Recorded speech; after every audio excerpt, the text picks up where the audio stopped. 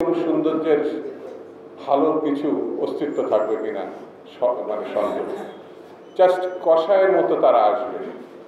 ইতিমধ্যে তারা হুমকি ধামকি দেওয়া বিভিন্নভাবে শুরু করেছে।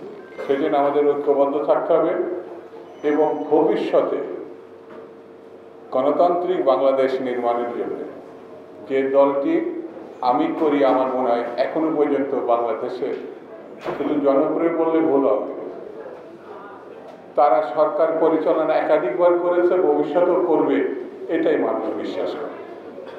তারেক রহমানকে, বিএনপিকে, বেগম জিয়াকে বিতর্কিত করার চেষ্টা করা হচ্ছে। যারা করছেন তাদেরকে আমি সতর্ক করব। এই জন্যে বিএনপি যদি কার্যকর ভূমিকার বাইরে নিয়ে যেতে চায় তাহলে পরে ফ্যাসিবাদী সামনে আসবে। বিএনপিকে যদি রুখতে চান তাহলে কার্যকরভাবে ফ্যাসিবাদকে অভিনন্দন জানাতে হবে। এই জন্যই বলছি যে এই দেশে বিএনপি এবং অন্যান্য যেসব রাজনৈতিক দলগুলো আছে তাদেরকে সঙ্গে নিয়ে আমাদের নেতা জনাব তারেক রহমান আগামী দিনে পথ চলতে চায়।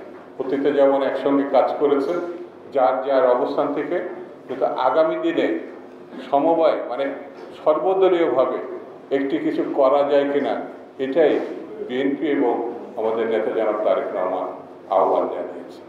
কেন জানিয়েছেন? ঐক্যবদ্ধভাবে আমাদেরকে এগোতে হবে, বিচ্ছিন্নভাবে।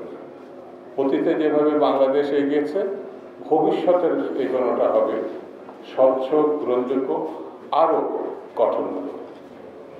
এই দিকে আমাদেরকে সবাইকে এক জায়গায় থাকতে হবে। এই আহ্বান জানিয়ে সবাইকে ধন্যবাদ জানিয়ে আমি আমার বক্তব্য শেষ করছি।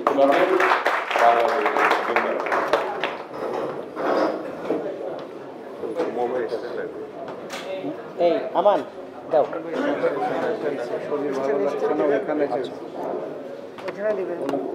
ভাই কি ওখানে বলবে?